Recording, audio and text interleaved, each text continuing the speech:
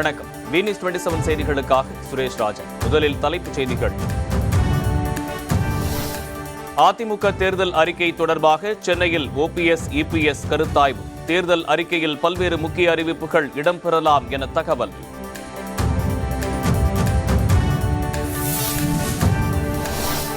ஐந்து நாட்களாக நடைபெற்று வந்த திமுக நேர்காணல் இன்றுடன் நிறைவு பெற்றது. மு.க. ஸ்டாலின் உதயநிதி ஸ்டாலினிடம் நேர்காணல்.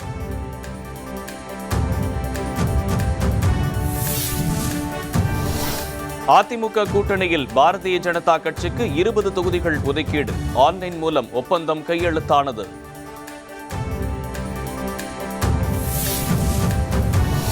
திமுக, மார்க்சிஸ்ட் கம்யூனிஸ்ட் கட்சிகளுக்கு இடையேயான தொகுதி பங்கீட்டில் தொடர்ந்து இழுபறி. மார்க்சிஸ்ட் கம்யூனிஸ்ட் கட்சிக்கு 6 தொகுதிகளை ஒதுக்க திமுக முடிவு செய்துள்ளதாக தகவல். கன்னியாகுமரி மக்களவை தொகுதி இடைத்தேர்தலில் பொன் ராதாகிருஷ்ணன் போட்டியிடுவார். பாரதிய ஜனதா கட்சி தலைமை அறிவிப்பு. இங்கிலாந்து அணிக்கு எதிரான 4வது டெஸ்ட் கிரிக்கெட் போட்டி. முதல் இன்னிங்ஸில் 365 ரன்கள் குவித்து ஆல் அவுட் ஆனது இந்திய அணி. விரிவான செய்திகள். அதிமுக தேர்தல் அறிக்கை தொடர்பாக அக்கட்சியின் ஒருங்கிணைப்பாளர் O. பன்னீர்செல்வம், இணை ஒருங்கிணைப்பாளர் எடப்பாடி பழனிசாமி ஆகியோர் கருத்தாய்வு நடத்தினர். சட்டப்பேரவை தேர்தலை முன்னிட்டு தேர்தல் அறிக்கையை வெளியிட அரசியல் கட்சிகள் மும்முரம் காட்டி வருகின்றன. குறிப்பாக அதிமுக கூட்டணியில் உள்ள பாமக தேர்தல் அறிக்கையை வெளியிட்டுள்ளது. இந்த நிலையில் அதிமுக தேர்தல் அறிக்கை தொடர்பாக சென்னை ராயப்பேட்டையில் உள்ள அதிமுக தலைமை அலுவலகத்தில் அக்கட்சியின் ஒருங்கிணைப்பாளர் O. பன்னீர்செல்வம், இணை ஒருங்கிணைப்பாளர் எடப்பாடி பழனிசாமி ஆகியோர் இன்று கருத்தாய்வு நடத்தினர். அதிமுக தேர்தல் அறிக்கையை வெளியிடுவது, தேர்தல் அறிக்கையில் இடம்பெற வேண்டிய முக்கிய அம்சங்கள் உள்ளிட்டவை குறித்து அவர்கள் கருத்தாய்வு நடத்தினர்.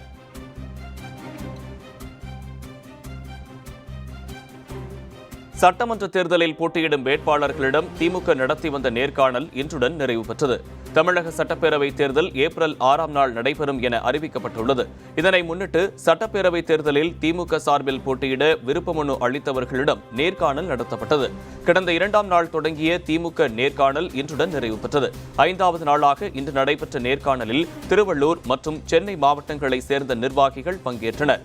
குறிப்பாக மு.க. ஸ்டாலின், உதயநிதி ஸ்டாலின் ஆகியோரிடம் நேர்காணல் நடத்தப்பட்டது. இந்த நிலையில் வரும் 10ஆம் நாள் திமுக வேட்பாளர் பட்டியல் வெளியிடப்படும் என எதிர்பார்க்கப்படுகிறது.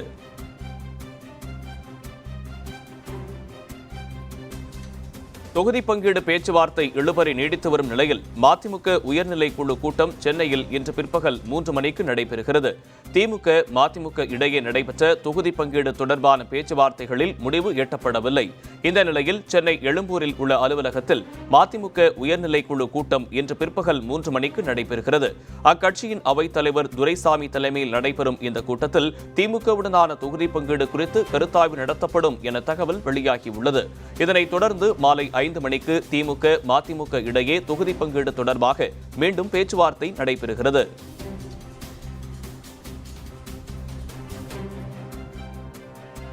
திமுக, மார்க்சிஸ்ட் கம்யூனிஸ்ட் கட்சிகளுக்கு இடையேயான தொகுதி பங்கீட்டில் தொடர்ந்து இழுபறி நீடித்து வருகிறது. மார்க்சிஸ்ட் கம்யூனிஸ்ட் கட்சியுடன் தொகுதி பங்கீடு தொடர்பாக சென்னை அண்ணா அறிவாலயத்தில் திமுக 2ஆம் கட்ட பேச்சுவார்த்தை நடத்தியது.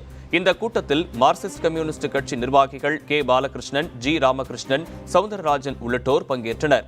மார்க்சிஸ்ட் கம்யூனிஸ்ட் கட்சி 16 தொகுதிகளை கேட்டு வருவதாக கூறப்படும் நிலையில் 6 தொகுதிகளை மட்டுமே ஒதுக்க திமுக முடிவு செய்துள்ளதாக தெரிகிறது. தொகுதி பங்கீடு பேச்சுவார்த்தைக்கு பின்னர் செய்தியாளர்களிடம் பேசிய அக்கட்சியின் மாநில செயலாளர் K. பாலகிருஷ்ணன், இன்று மாலை நடைபெறும் செயற்குழு கூட்டத்திற்கு பிறகு அடுத்த கட்ட முடிவு எடுக்கப்படும் என கூறினார். முன்னேற்ற கழகத்தின் சார்பில் எங்களுக்கு ஒதுக்கப்படுகிற தொகுதியுடைய எண்ணிக்கை சொல்லியிருக்கிறார்கள். அது எங்களுக்கு போதுமானது அல்ல என்று நாங்கள் இன்னொரு எண்ணிக்கை அவங்ககிட்ட சொல்லியிருக்கிறோம். எதுக்கும் எங்களுடைய மாநில செயற்குழு கூட்டம் அன்றைக்கி இருக்கிறதுனால செயற்குழு கூட்டத்தில் கலந்துக்கிட்டு நாங்கள் திரும்ப சொல்கிறோன்னு சொல்லியிருக்கிறோம். அவங்க தலைவரோடு கலந்துக்கிட்டு மீண்டும் மாலையில் நாங்கள் தகவல் சொல்கிறோம் அப்படின்னு சொல்லியிருக்கிறாங்க. எனவே எங்களுடைய செயற்குழு கூட்டத்தின் சார்பில் செயற்குழு கூட்டத்தில் முடிவு பண்ண பிறகு அடுத்த கட்ட நிலவரம் என்ன என்பதை நாங்கள் தெரிவிச்சுக்கிறோம். சட்டப்பேரவை தேர்தலுக்கான அதிமுக கூட்டணியில் பாரதிய ஜனதா கட்சிக்கு 20 தொகுதிகள் ஒதுக்கீடு செய்யப்பட்டுள்ளன.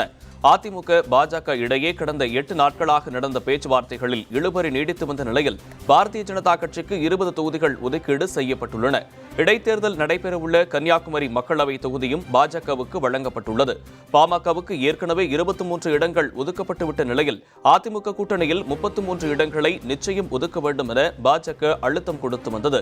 இந்த நிலையில் பாரதிய ஜனதா கட்சிக்கு அதிமுக 20 தொகுதிகளை ஒதுக்கீடு செய்துள்ளது. பாஜக தமிழக பொறுப்பாளர் சி.டி. ரவி ஊட்டியிலும், மாநில தலைவர் எல். முருகன் திருச்சியிலும் தங்கியிருக்கின்றனர். இதனால் அவரவர் இருக்கும் இடங்களில் இருந்தே தொலைபேசி வாயிலாக பேசி முடித்து மின்னஞ்சல் மூலம் தொகுதி ஒதுக்கீடு ஒப்பந்தம் கையெழுத்தாகிறது. கன்னியாகுமரி மக்களவை தொகுதி இடைத்தேர்தலில் பாஜக சார்பில் முன்னாள் மத்திய இணையமைச்சர் பொன் ராதாகிருஷ்ணன் போட்டியிடுவார் என அறிவிக்கப்பட்டுள்ளது. காங்கிரஸ் எம்பியாக இருந்த எச். வசந்தகுமார் மறைந்ததை அடுத்து கன்னியாகுமரி மக்களவை தொகுதி காலியாக இருந்து வருகிறது. அந்த மக்களவை தொகுதிக்கு வரும் சட்டமன்ற தேர்தலுடன் இடைத்தேர்தல் நடைபெறுகிறது. இந்த நிலையில் கன்னியாகுமரி மக்களவை தொகுதி இடைத்தேர்தலில் பொன் ராதாகிருஷ்ணன் போட்டியிடுவதாக பாஜக தலைமை அறிவித்துள்ளது. அதிமுக கூட்டணியில் கன்னியாகுமரி மக்களவை தொகுதி பாஜகவுக்கு ஒதுக்கீடு செய்யப்பட்ட நிலையில் இந்த அறிவிப்பு வெளியிடப்பட்டுள்ளது.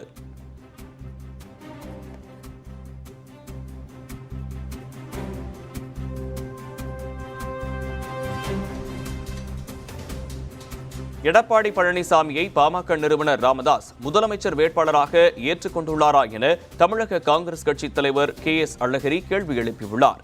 சென்னை அயனாவரத்தில் திமுக சார்பில் மாபெரும் பொதுக்கூட்டம் நடைபெற்றது. இதில் கே.எஸ். அழகிரி, ஜவாஹிருல்லா உள்ளிட்டோர் கலந்து கொண்டனர். அப்போது பேசிய கே.எஸ். அழகிரி, பெட்ரோல், டீசல் விலை ஏற்றத்தினால் அடிப்படை பொருட்களின் விலையும் உயர்ந்து நடுத்தர மக்கள் மிகவும் அவதிக்குள்ளாகி வருவதாக குறிப்பிட்டார். அதிமுகவில் ஓ. பன்னீர்செல்வம் தொடங்கி பாஜக தலைவர் எல். முருகன் வரை எடப்பாடி பழனிசாமியை முதலமைச்சர் வேட்பாளராக முழு மனதோடு ஏற்றுக்கொள்ளவில்லை என கூறிய அவர், பாமக நிறுவனர் ராமதாஸ் எடப்பாடி பழனிசாமியை முதலமைச்சர் வேட்பாளர் என கூறியுள்ளாரா எனவும் கேள்வி எழுப்பினார். இந்தியாவை ஆளுகிற மோடியும் அப்புறப்படுத்தப்பட வேண்டும், தமிழகத்தை ஆளுகிற எடப்பாடியும் அப்புறப்படுத்த வேண்டும். இன்றைக்கு நம்முடைய மதசார்பற்ற கூட்டணியினுடைய தலைவராக இருக்கிற தளபதி ஸ்டாலின் அவர்கள் இந்த மாற்றங்களுக்காக கடுமையாக உழைத்து வருகிறார்.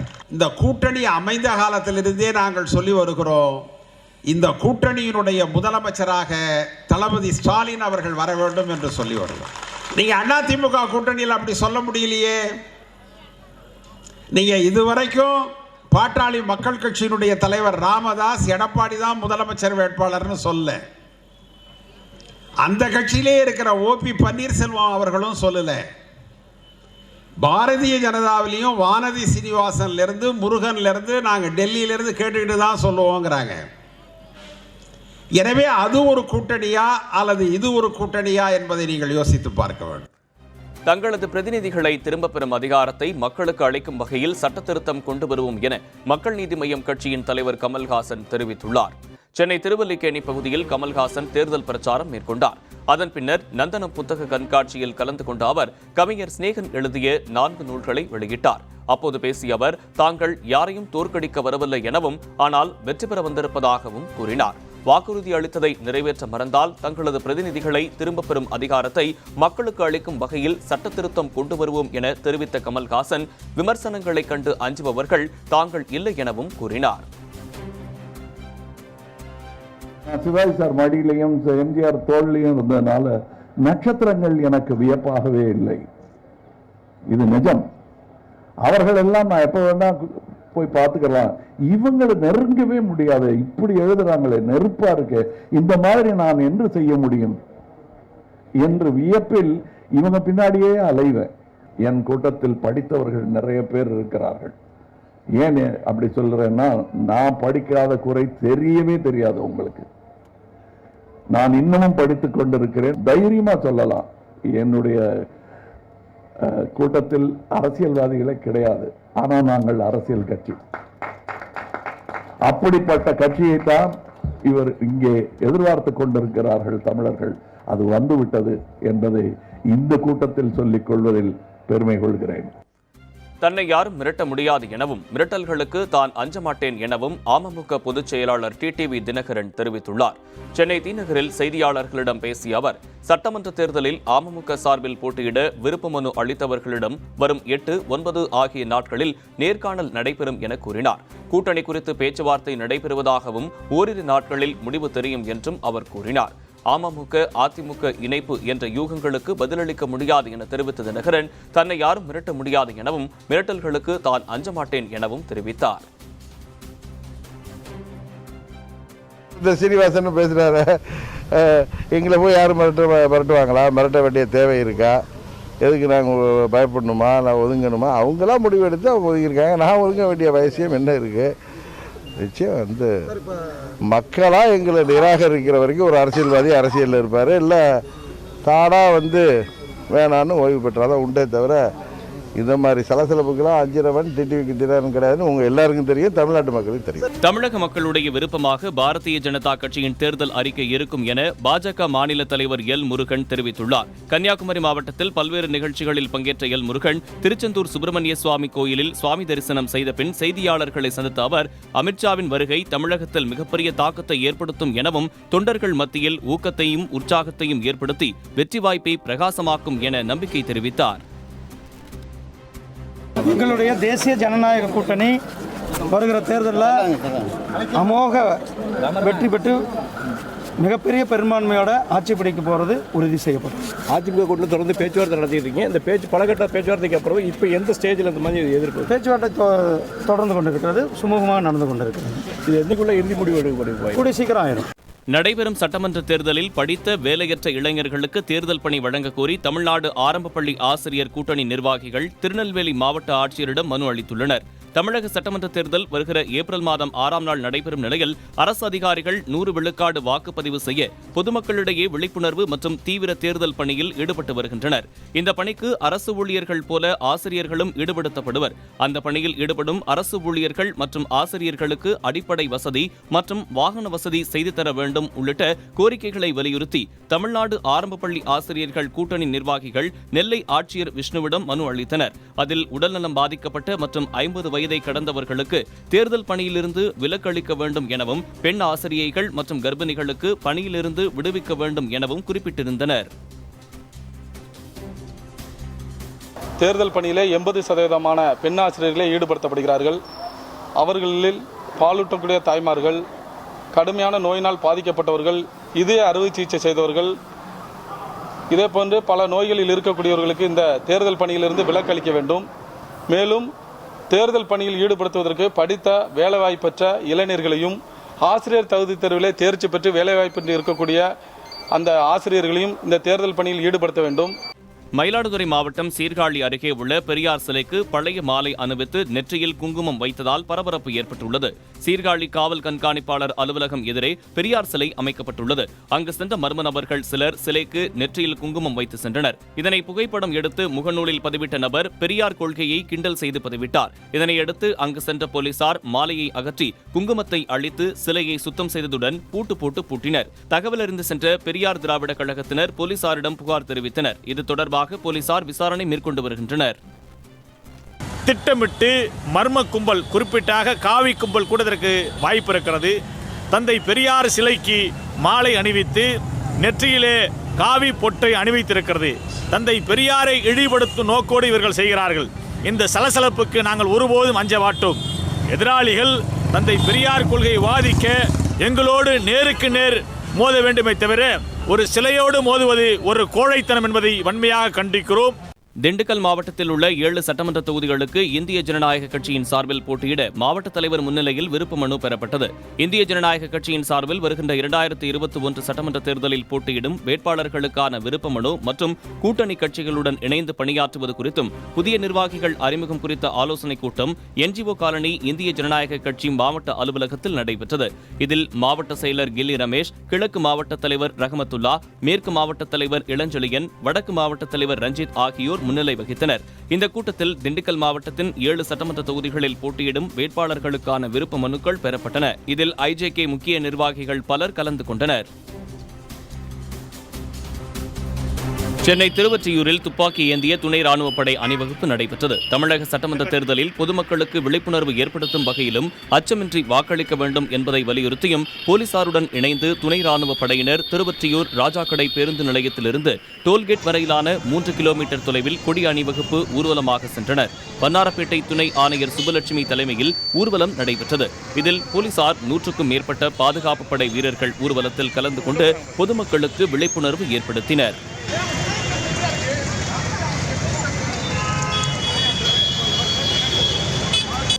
ஒருங்கிணைந்த நாகப்பட்டினம் மாவட்டத்தில் மாதிரி வாக்குப்பதிவு இயந்திரம் செயல் விளக்கம் நிகழ்ச்சி நடைபெற்றது. நாகப்பட்டினம் மாவட்ட ஆட்சியர் பிரவீன் நாயர் உத்தரவின் பேரில் தேர்தல் முன்னேற்பாடுகள் பணிகள் தீவிரமாக நடைபெற்று வருகின்றன. அதன்படி ஒருங்கிணைந்த மாவட்டத்தில் உள்ள 6 சட்டமன்ற தொகுதிகளில் மாதிரி வாக்குப்பதிவு செயல் விளக்க நிகழ்ச்சி நடைபெற்றது. அந்த நிகழ்ச்சியில் எப்படி வாக்களிப்பது என்பது குறித்து பொதுமக்களுக்கு வருவாய்த்துறை அதிகாரிகள் விளக்கம் அளித்தனர். அப்போது பேருந்து நிலையத்தில் இருந்த பொதுமக்கள் ஆர்வத்துடன் வாக்குப்பதிவு செய்தனர். இதேபோல கீழ்வேளூர், வேதாரண்யம், மயிலாடுதுறை, சீர்காழி, பூம்புகார் ஆகிய சட்டமன்ற தொகுதிகளில் செயல் விளக்க மாதிரி வாக்குப்பதிவு நடைபெறுவதாக மாவட்ட வருவாய் அலுவலர் இந்துமதி தெரிவித்தார். திருவண்ணாமலையில் தேர்தல் விதிமுறையை மீறி பாரதிய ஜனதா கட்சி தங்களது கட்சி கொடி கம்பங்களை சாலையில் வைத்திருந்ததால் வாகன ஓட்டிகள் கடும் சிரமத்துக்கு ஆளாகியுள்ளனர். தமிழக சட்டமன்ற தேர்தல் வரும் ஏப்ரல் 6ஆம் நாள் நடைபெறும் என தேர்தல் ஆணையம் அறிவித்துள்ளது. இந்த நிலையில் பாஜக மாநில தலைவர் எல் முருகன் திருவண்ணாமலைக்கு செல்வதையொட்டி அக்கட்சியினர் திருவண்ணாமலை நகர் முழுவதும் மட்டுமின்றி வேலூர் சாலை, போலூர் சாலை, வேங்கிக்கால் உள்ளிட்ட பல்வேறு இடங்களில் பாஜக கொடிக்கம்பங்களை வைத்துள்ளனர். குறிப்பாக தேர்தல் நடத்தை விதிமுறைகள் அமலில் இருந்து வரும் நிலையில் பாஜகவினர் மட்டும் இதுபோன்று கொடிக்கம்பங்கள் வைத்துள்ளது நகர மக்களிடையே பெரும் அதிர்ச்சியை ஏற்படுத்தியுள்ளது. அரசியல் கட்சிகள் பேனர், கட்சி கொடி, கொடிக்கம்பம் வைக்கக்கூடாது என தேர்தல் ஆணையம் தெரிவித்திருந்தும் பாஜகவுக்கு மட்டும் விதிவிலக்கு அளித்துள்ளதா என சமூக ஆர்வலர்களிடையே பெரும் கேள்விக்குறியை ஏற்படுத்தியுள்ளது. தருமபுரி மாவட்டம் இண்டூர் அருகே வீடு கட்ட பணம் தராததால் தாய் தந்தை இருவரையும் மகன் அடித்துக் கொன்ற நிகழ்வு அச்சத்தை ஏற்படுத்தியுள்ளது. பூச்செட்டி அள்ளி கிராமத்தைச் சேர்ந்த ராமச்சந்திரன் சின்னராஜு இணையருக்கு மகன் ராமசாமி, மகள் சுமதி ஆகியோர் உள்ளனர். இருவரும் திருமணம் முடிந்து தனியே வசிக்கின்றனர். இந்த நிலையில் ராமச்சந்திரன் தன் மனைவியின் பெயரில் இருந்த நிலத்தின் ஒரு பகுதியை மகன் மற்றும் மகளுக்கு கொடுத்துள்ளார். அதில் சுமதி புதிதாக வீடு கட்டி வந்தார். இதையடுத்து ராமசாமி தானும் புதிய வீடு கட்ட வேண்டும் என தாயாரிடம் பணம் கேட்டு அடிக்கடி தகராறு செய்து வந்துள்ளார். இந்த நிலையில் நேற்று இரவு மதுபோதையில் வீட்டுக்கு சென்ற ராமசாமி தனது தாயாரிடம் மீண்டும் பணம் கேட்டு வாக்குவாதம் செய்துள்ளார். இதனால் ஆத்திரமடைந்த ராமசாமி இரும்பு குழாயால் தாயாரை தாக்கியுள்ளனர். அவரது அலறல் சத்தம் கேட்டு சென்ற தந்தையையும் அதே குழாயால் அடித்துள்ளார். இதில் இருவரும் உயிரிழந்தனர். இதைத் தொடர்ந்து ராமசாமி காவல் நிலையத்தில் சரணடைந்தார். போலீசார் விசாரணை மேற்கொண்டு வருகின்றனர். ராமநாதபுரத்தில் மக்கள் நடமாட்டம் உள்ள பகுதியில் ஆட்டோ ஓட்டுநரை பயங்கர ஆயுதங்களால் வெட்டி கொலை செய்தது அதிர்ச்சியையும் அச்சத்தையும் ஏற்படுத்தியுள்ளது. வஉசி நகரைச் சேர்ந்த பனையடியான் என்பவர் சரக்கு வாகன ஓட்டுநரோடு பழைய ஆட்டோ மற்றும் கார் வாங்கி கொடுக்கும் தரகராகவும் இருந்தார். இந்த நிலையில் பனையடியான் புதிய பேருந்து நிலையம் அருகே நின்று கொண்டிருந்தார். அப்போது முன் விரோதத்தால் பனையடியானுக்கும் அங்கு சென்ற ஓட்டுநர் இருவருக்கும் இடையே திடீர் வாக்குவாதம் ஏற்பட்டது. மதுபோதையில் இருந்த இருவரும் ஆத்திரமடைந்து அரிவாள் மற்றும் உருட்டுக்கட்டையால் பனையடியானை சரமாரியாக தாக்கியுள்ளனர். இதில் நிகழ்விடத்திலேயே பனையடியான் உயிரிழந்தார். மக்கள் நடமாட்டம் அதிகமுள்ள இடத்தில் நடந்த இந்த தாக்குதலை வேடிக்கை பார்த்த ஒருவர் கூட தடுக்க முன்வரவில்லை என கூறப்படுகிறது. இது தொடர்பாக ஓட்டுநர்கள் அண்ணாமலை, ராஜேஷ், செந்தில் ஆகியோரை போலீசார் கைது செய்து விசாரணை மேற்கொண்டு வருகின்றனர். தூத்துக்குடி மாவட்டம் திருவைகுண்டம் அருகே அரசு பேருந்து ஒன்று வயல்வெளியில் கவிழ்ந்த விபத்தில் 10க்கும் மேற்பட்டோர் காயமடைந்தது சோகத்தை ஏற்படுத்தியுள்ளது. திருச்செந்தூரில் இருந்து அரசு பேருந்து ஒன்று இன்று காலை 10 மணி அளவில் திருநெல்வேலி நோக்கி சென்று கொண்டிருந்தது. திருவைகுண்டம் அருகே உள்ள கருங்குளம் பகுதியில் சென்றபோது கருங்குளத்தில் பெட்ரோல் நிலையம் அமைப்பதற்காக வயல்வெளிகளில் மணல் கொட்டி நிரப்பிக் கொண்டிருந்த லாரி திடீரென்று சாலையின் குறுக்கே சென்றது. இதில் லாரி மீது பேருந்து மோதாமல் இருப்பதற்காக அரசு பேருந்து ஓட்டுநர் பேருந்தை திருப்பிய போது அது வயல்வெளிக்குள் கவிழ்ந்தது. இந்த விபத்தில் பேருந்தில் பயணம் செய்த 10க்கும் மேற்பட்டோர் காயமடைந்தனர். அங்கு விரைந்த போலீசார் பேருந்தில் சிக்கி இருந்தவர்களை மீட்டு திருநெல்வேலி அரசு மருத்துவமனைக்கு அனுப்பி வைத்தனர். இந்த விபத்தால் சுமார் 1 மணி நேரத்திற்கு மேலாக போக்குவரத்து பாதிக்கப்பட்டது. கோயம்புத்தூர் சரவணம்பட்டியில் இருசக்கர வாகனத்தில் 6 பேர் பயணம் செய்த வீடியோ காட்சி சமூக வலைதளங்களில் வைரலாகி வருகிறது. சரவணம்பட்டி பகுதியில் இருசக்கர வாகனம் ஒன்றில் இளைஞர்கள் 6 பேர் பயணம் செய்தனர். அதை அந்த வழியாக சென்றவர்கள் செல்போனில் பதிவு செய்து சமூக வலைதளங்களில் பதிவிட்டனர். அந்த காட்சிகள் தற்போது வேகமாக பரவி வருகிறது. இதைத் தொடர்ந்து வாகன எண்ணை வைத்து போக்குவரத்து போலீசார் சாகச பயணத்தில் ஈடுபட்ட 6 பேர்களை பிடித்தனர். அவர்களிடமிருந்து இருசக்கர வாகனத்தையும் பறிமுதல் செய்து தலா 50,000 ரூபாய் ரூபாய் தண்டம் விதித்து விசாரணை மேற்கொண்டு வருகின்றனர். சென்னையை சேர்ந்த பிரபல ரவுடி கொலை செய்யப்பட்ட வழக்கில் கள்ளக்குறிச்சி நீதித்துறை நடுவர் நீதிமன்றத்தில் 5 பேர் சரணடைந்துள்ளனர். சென்னை மயிலாப்பூரைச் சேர்ந்த சிவா என்ற சிவகுமார் பிரபல ரவுடியான இவர் கடந்த சில நாட்களுக்கு முன்பு முன்விரோதம் காரணமாக 11 பேர் கொண்ட கும்பலால் வெட்டி படுகொலை செய்யப்பட்டார். இது தொடர்பாக அந்த கொலை வழக்கில் கள்ளக்குறிச்சியில் உள்ள நீதித்துறை நடுவர் நீதிமன்றத்தில் 5 பேர் சரணடைந்தனர். அவர்களிடம் போலீசார் விசாரணை செய்ததில் சென்னையை சேர்ந்த அழகு ராஜா, பாண்டியன், ரோஹித், விஷ்ணு மற்றும் பாலாஜி என்பதும் 20 ஆண்டுகளுக்கு பிறகு பதிலுக்கு பதிலாக ரவுடி வெட்டி கொலை செய்திருப்பதும் தெரியவந்தது. இதனால் கள்ளக்குறிச்சி நீதிமன்றத்தில் சிறிது நேரம் பரபரப்பு காணப்பட்டது. விருதுநகர் மாவட்டம் திருவள்ளிபுத்தூர் ஆண்டாள் கோயில் யானை தற்போது நல்ல ஆரோக்கியத்துடன் இருப்பதாக மாவட்ட ஆட்சியர் கண்ணன் தெரிவித்துள்ளார். திருவள்ளிபுத்தூர் ஸ்ரீ ஆண்டாள் கோயில் யானை கடந்த மாதம் புத்துணர்வு முகாமுக்கு சென்றது. அங்கு பாகன் யானையை அடித்த வீடியோ காட்சிகள் வெளியானதை அடுத்து அவர் கைது செய்யப்பட்டார். அதனையடுத்து பாகனை கோயில் நிர்வாகம் பணியிடை நீக்கம் செய்தது. இதனால் யானையின் உளவியல் காரணங்களுக்காக மீண்டும் திருவள்ளிபுத்தூருக்கே திருப்பி அனுப்பப்பட்டது. இதனைத் தொடர்ந்து ஏற்கனவே யானையிடம் பழகிய பாகன்களான சுப்பிரமணியன், திருப்பதி ஆகியோர் பராமரிப்பில் யானை தற்போது இருந்து வருகிறது. இந்த நிலையில் முகாமில் இருந்து திரும்பிய யானையை ஆய்வு செய்த ஆட்சியர் உள்ளிட்ட அரசு அதிகாரிகள் விரைவில் யானை கோயில் நிகழ்ச்சிகளில் ஈடுபடுத்தப்படும் என தெரிவித்தனர். மயிலாடுதுறை அருகே வீட்டின் பூட்டை உடைத்து 17 சவரன் நகை மற்றும் வெள்ளிப் பொருட்கள், 30,000 ரூபாய் ரொக்கப்பணம் ஆகியவற்றை மர்ம நபர்கள் கொள்ளையடித்து சென்றது அச்சத்தை ஏற்படுத்தியுள்ளது. மயிலாடுதுறை அருகே மல்லியத்தைச் சேர்ந்த பாலமுருகன் என்பவர் புதுச்சேரி ஜிப்மர் மருத்துவமனைக்கு சென்றுள்ளார். அப்போது மர்ம கும்பல் ஒன்று வீட்டின் பூட்டை உடைத்து பீரோவில் இருந்த 17 சவரன் மதிப்பிலான தங்க நகைகள் மற்றும் வெள்ளிப் பொருட்கள், 30,000 ரூபாய் ரொக்கப்பணம் ஆகியவற்றை திருடிச் சென்றுள்ளனர். இதையடுத்து பக்கத்து தெருவில் வசிக்கும் உறவினர் ராசாத்தி என்பவர் வீட்டுக்கு சென்றபோது பூட்டு உடைக்கப்பட்டு நகை திருடப்பட்டதை அறிந்து அதிர்ச்சியடைந்தார். தகவல் அறிந்து அங்கு விரைந்த போலீசார் கொள்ளை கும்பலை குறித்து விசாரணை மேற்கொண்டு வருகின்றனர். இங்கிலாந்து அணிக்கு எதிரான 4வது டெஸ்ட் கிரிக்கெட் போட்டியின் முதல் இன்னிங்ஸில் இந்திய அணி 365 ரன்கள் குவித்து அனைத்து விக்கெட்டுகளையும் இழந்தது. இரு அணிகளுக்கு இடையிலான இந்த போட்டி அகமதாபாத்தில் உள்ள உலகின் மிகப்பெரிய மைதானமான நரேந்திர மோடி ஸ்டேடியத்தில் நடைபெற்று வருகிறது. முதலில் களமிறங்கிய இங்கிலாந்து அணி தனது முதல் இன்னிங்ஸில் 205 ரன்களில் அனைத்து விக்கெட்டுகளையும் இழந்தது. அக்சர் பட்டேல் 4 விக்கெட்டுகளையும் அஸ்வின் 3 விக்கெட்டுகளையும் கைப்பற்றினர். இதனையடுத்து இரண்டாவது நாளான நேற்று இந்திய அணி வீரர்கள் தங்களது முதல் இன்னிங்ஸை தொடங்கி விளையாடினர். தொடக்க வரிசை ஆட்டக்காரர்கள் விக்கெட்டுகளை பறிகொடுத்த நிலையில் மறுமுனையில் நிலைத்து நின்று ஆடிய விக்கெட் கீப்பர் ரிஷப் பந்த் அதிரடியாக சதம் விளாசி அசத்தினார். இந்த நிலையில் 3வது நாளாக இன்று ஆட்டத்தை தொடர்ந்த இந்திய அணி வீரர்கள் முதல் இன்னிங்ஸில் 365 ரன்கள் குவித்து அனைத்து விக்கெட்டுகளையும் இழந்தனர். சிறப்பாக விளையாடிய வாஷிங்டன் சுந்தர் 96 ரன்கள் குவித்து ஆட்டமிழக்காமல் இருந்தார். இதனையடுத்து இங்கிலாந்து அணி வீரர்கள் தங்களது 2வது இன்னிங்ஸை விளையாடி வருகின்றனர். இத்துடன் V-News27 செய்திகள் நிறைவடைந்தன. செய்திகளை உடனுக்குடன் தெரிந்து கொள்ள V-News27 சமூக வலைதள பக்கங்களை பின்தொடருங்கள். வணக்கம்.